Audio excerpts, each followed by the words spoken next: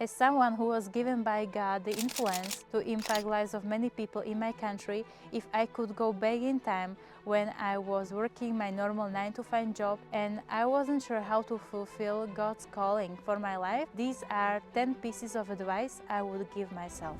God's will and God's calling for my life doesn't happen automatically. I thought that when God called me to something or gave me promise, when I would just wait, when there will be right time, God's timing, that it will just happen. The doors will open and it will be like so easy, like no obstacles. And I saw many obstacles in my life, like working normal job and then feeling like I am called to do content and be kind of influencer and do things in the online world, and also in the position of I need to provide for myself. When I knew that this is what God is telling me, I just needed to realize that I need to do the step of faith. When Peter was in the boat, he was looking on Jesus and he needed to take the step out of the boat in order to walk on the water. This really helped me to see even in the Bible that Israelites were promised land, and they were like, it will just happen. And they were just wandering in the wilderness more than they should, because they were just waiting and thinking that it will just happen. The thing is that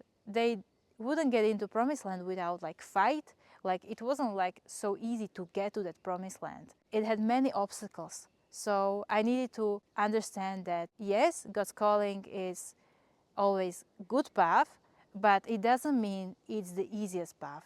The second piece of advice I would give myself is that I can't wait for God to give me every detail possible, because I saw some vision, I had a point of, I kind of know what God is calling me to do. I maybe know the first step, but I don't know the second and third, and I had so many questions unanswered in my head, and maybe even problems which could come up when I do those steps, so that I feel like, God, you need to give me answers first and teach me everything, and then I'll be able to do the first step. When you just know where you are going and you just know the first step, you need to do the first step for God to show you the second and then third and again. Even today, when I look back, my younger me would feel like, wow, you know your path, you know what you are doing. Yes, but if you would be standing in my position, you would see that there is so many things I don't know, and I just know what I should do next, learn it from God and from the experience, that when I do those steps, then I will know the next steps. So I learned not to worry that I don't have everything figured out. It won't be always easy. I would even say that sometimes God's path can be even much more difficult than normal path, because when we want to really fulfill God's calling, it's specific and it will involve challenges. So it really helped that I learned that I kind of can expect that it won't be easy. Example, Jesus was called to the cross. It wasn't easy. Yes, his vision or the thing he was supposed to accomplish was really nice, really super, but it wasn't easy. From the Old Testament, some people we can relate to more because we are not going to die on the cross. Joseph had a vision. He will have impact, influence, but first he was like in slavery. It was hard, it was difficult. It formed his character. It wasn't easy, but it was part of the path. You might feel lonely. I thought that when there is not so many people who can relate to me, because I saw that my calling is in many ways really specific, I feel like maybe I'm doing something wrong. There is not so many people with me in my life who can relate, who can support me. It would be really nice. And I thought that maybe I do something wrong. But then when I look to the Bible, I see Apostle Paul. He was like pioneer. He was like, I will preach to the Gentiles.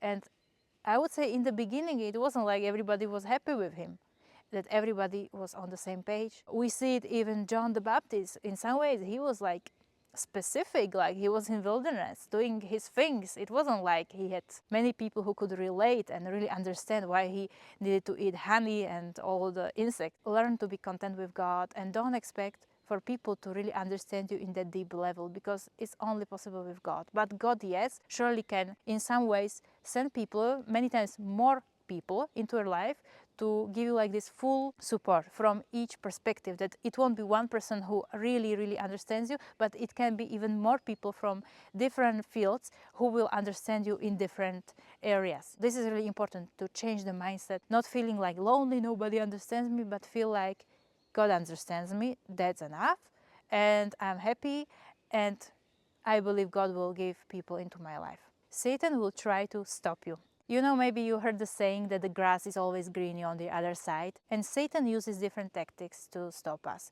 It can be sin and temptation, surely, but many times he just wants to distract us. And distraction doesn't mean just scrolling on social media. It can be just work on different project, do different thing. It can be nice, may even seem that it's good idea, profitable idea, or in some way good idea, but maybe the thing is just a distraction.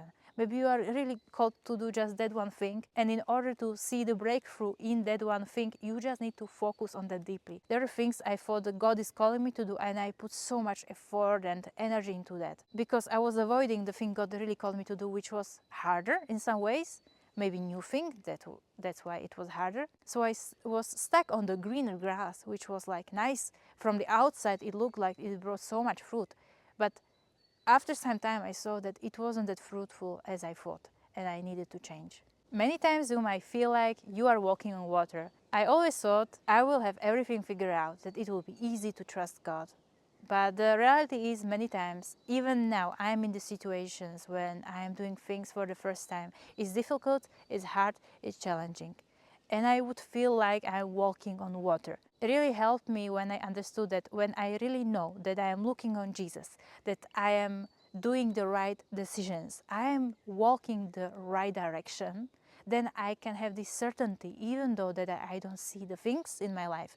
I feel like I'm walking on water. There is so much uncertainty. Things that might look bad from the outside, I know that it will change. I can trust God because I know I'm doing things God called me to do. And this actually is my now kind of superpower, that I have really this faith from Matthew actually 6:33. When I seek God's kingdom, everything shall be added unto me. So when I know that I'm focusing on God's kingdom, it will be fruitful, it will be good, and I don't have to worry about other stuff. I can feel like walking on water, but I am just focused on Jesus. Just like Peter, he came out of the boat, he was focusing on Jesus, and that's why he was able to walk on the water. So I learned always focus on Jesus.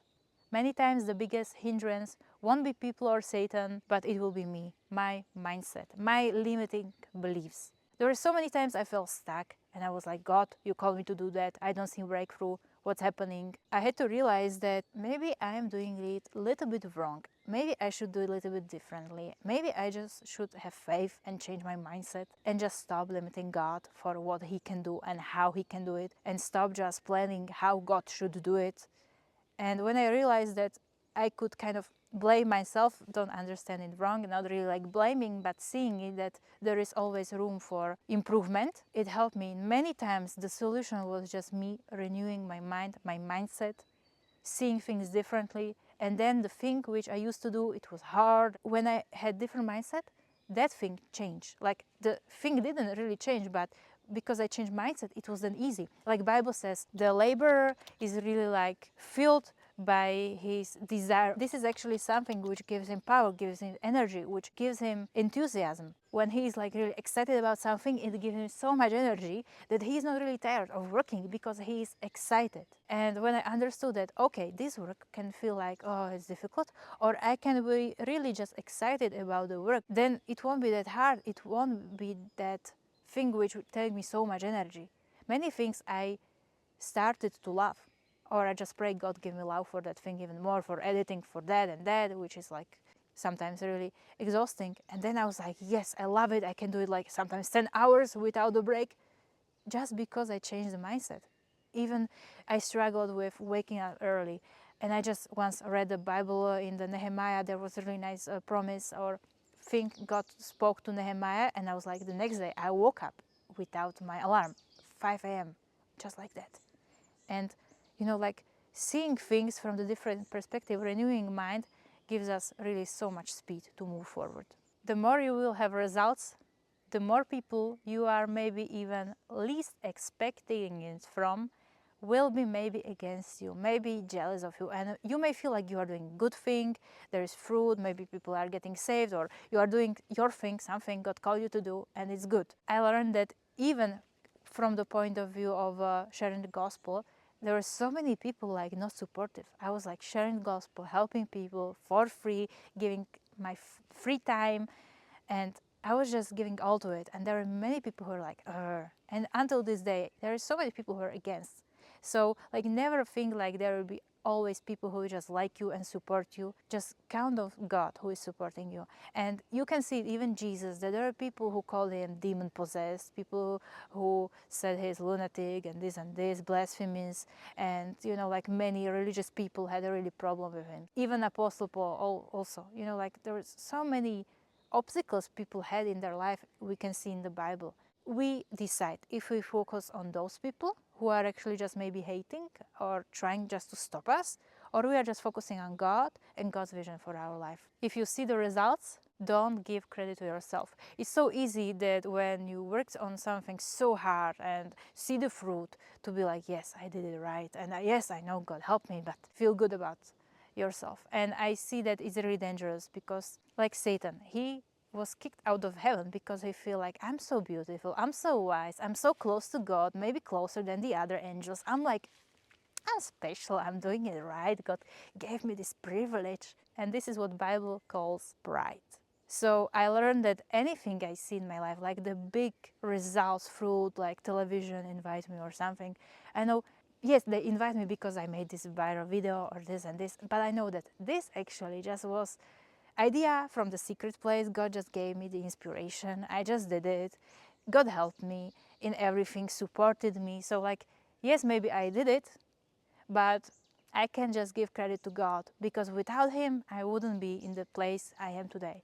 And I learned that always I need to keep fear of the Lord and just be like, this is God doing it. Things we see in our life as a fruit is not for us to feel, wow, we are good and successful. It's for his kingdom. He's using us, and when he sees that we are faithful and we do things good, he loves to promote us and gives us more influence, more things. But it's not about us to have that.